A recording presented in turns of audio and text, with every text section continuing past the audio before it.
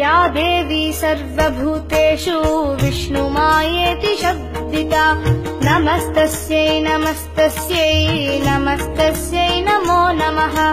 या देवी सर्वभूतेषु चेतनेत्यभिधीयते नमस्तस्यै नमस्तस्यै नमस्तस्यै नमो नमः।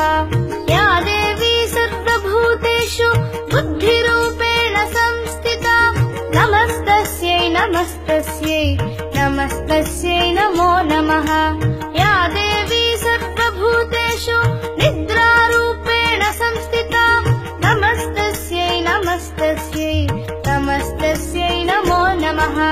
या देवी सर्वभूतेषु क्षुधारूपेण संस्थिता नमस्तस्यै नमस्तस्यै नमस्तस्यै नमो नमः।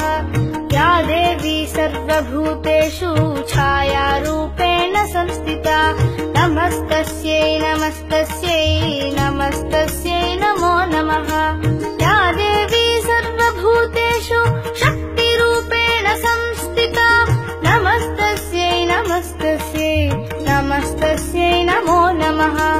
या देवी सर्वभूतेषु कृष्णारूपेण संस्थिता नमस्तस्यै नमस्तस्यै नमस्तस्यै नमो नमः।